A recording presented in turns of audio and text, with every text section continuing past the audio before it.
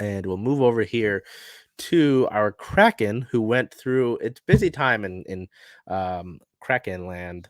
As we move over here, they had the NHL Draft over the course of the past week, as well as free agency beginning. That's still underway. I don't believe that anything has happened over the time that we've been recording. We'll make sure, just because you never know when we're recording. Things happen. Before Russell Wilson got traded while we were recording, so you always want to make sure.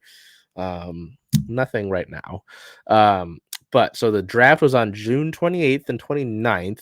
The Kraken selection in round one, they go to with Eduard Shala. I know it looks like the word sale, like we're not having a sale at TJ Maxx or Kmart or Sears, just to help with some of our older viewers there. Shala, Eduard Shala. 20th overall pick, a left winger, a much lower pick than the last two selections that the Kraken have had in the first round, being 2 and 4. Shala is a key part of Czech Republic's silver medal finish at this past year's World Juniors. Round 2, the team with the 50th overall pick went with left winger Carson Rekhoff, the 29th ranked North American skating prospect in the draft. 52nd overall was centerman Oscar Fisker Molgaard, the 18th ranked European skater. 57th overall, D-man Lucas Dragasevich out of the Tri-City Americans in the WHL, the 18th ranked North American skating prospect. We go over here to round 3. So they stay in the WHL in the 84th overall pick, defenseman Caden Price. Price played with the Kelowna Rockets of the WHL. We saw him here when the team played the Thunderbirds, our Thunderbirds. Round 4, 116th overall, Andre Loshko, a centerman. We keep a lot of centermen. Round 5, we go with I believe it's in the entry draft. I believe it's the first Silvertip or Thunderbird that the Kraken have selected. It's defenseman Caden Hamill, who is, as I mentioned, a Silvertip. We go over here to round 6 and 7. 168th overall, the only goalie that the Kraken selected, Visa Vedenpa. As I mentioned, the only goalie selected by the Kraken in the draft. 180th overall, centerman Zeb Forsfjall. And then round 7, who you can see pictured on your screen. I believe it's the first African-American player that the Kraken have, well, not African, the first player of color that the Kraken have selected.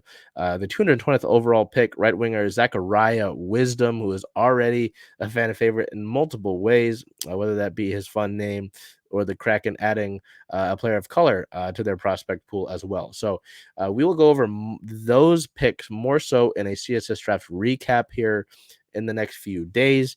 We don't want to cram all of that into your screen right now. We'll continue on here and keep moving with NHL free agency. On the 30th, the team sort of kicked things off here, signing goaltender Joey Eduard to a 2-year, $1.2 million deal to bring him back. I know there was some speculation of where Joey would go if he'd come back to Seattle. Or, after playing the large majority of the season with the Coachella Valley Firebirds, if he'd look somewhere else around the NHL for a starting chance, he stays in Seattle. It'll be interesting to see what that means for the backup goalie situation behind Philip Grubauer, whether that's Chris Drieger or Joey Eduard. So we'll see about that. On the 1st, there's a bunch of stuff going on July 1st. They kind of came rapid fire. The team signed defenseman Jimmy Schultz to a 1-year, 2-way deal at $775,000. He did spend the season with the Coachella Valley Firebirds. There was apparently interest around the NHL for Schultz, but he stays with the Kraken organization. Continuing with it, the team signed forward Marian Studenek to a 1-year, 2-way deal at $775,000. Studenek tallied a career-high 48 points with 21 goals and 27 assists and 67 regular season games during this past year with the Texas Stars, which is the AHL affiliate of the Dallas Stars. Keeping with it and bringing back guys that Kraken are familiar with, The team signed forward John Hayden to a 1-year, two-way, $775,000 deal. He did have a brief period of time spent with the Kraken up at the NHL level, but largely spent time with the Firebirds. And after an injury suffered with the Kraken, I believe it was in January or February, Hayden was able to return for the playoff run that the Firebirds had. Keeping along here with the July 1st news to wrap it up, the team signed defenseman Brian Dumoulin to a 2-year contract at 3.15 million AAV. Dumoulin, 31. He tallied 25 points, 1 goal, and 24 assists through 82 regular season games for the Pittsburgh Penguins this past year, setting career highs in assists and points. He also did set a career best with 23 even strength points, which ranked second among Pittsburgh Blue Liners. So sort of a veteran presence there for the Kraken defensively after Carson Soucy left. Just to go over the guys who left now that we mentioned Soucy. Daniel Sprong is in Detroit.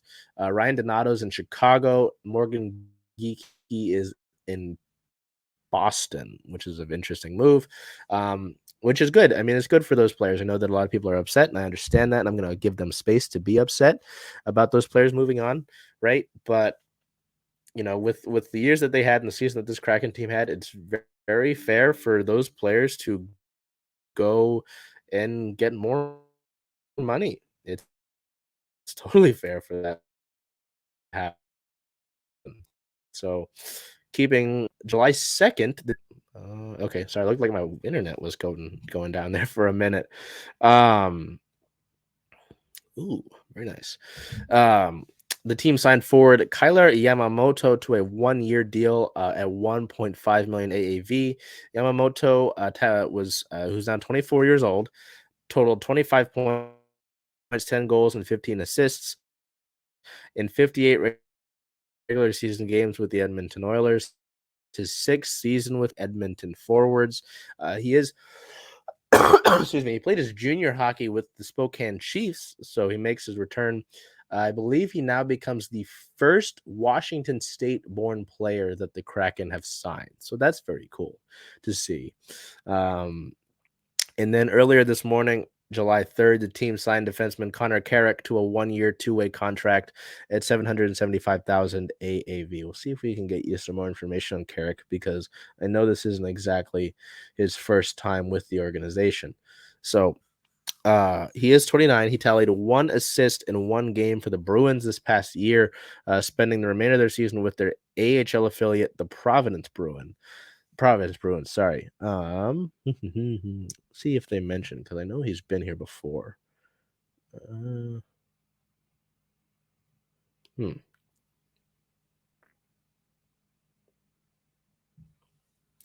That's very weird. I could have sworn that he was here before. Connor Carrick. All right, I don't mean to just go and be like, uh. Yes, on August 4th, 2021, Carrick was signed as a free agent to a 1-year, two-way deal at $800,000 with the expansion team. After attending training camp, he was reassigned to the Charlotte Checkers of the AHL. I see. There we go. I was like, I know I've seen his name before. So anyway, free agency is continuing. Development camp is continuing. That's underway right now. Our new writer, Jason Fridge, actually has a recap of day 1 of development camp up. So make sure to go to our website, which you can access in the description of this video, and go to our articles tab to see that. But we'll be back on the 5th, as the next few days of development camp are all closed door. So we'll be back on the 5th for that, when the team has a scrimmage and a barbecue after at Kraken Community Iceplex. So come on down to KCI, whether that's down for you or up, and come and check that out, because it's free. It's open to the public, and they're grilling afterwards. My friend Liv reminded me that barbecue isn't always necessarily what they're doing when someone says they're barbecuing. So we head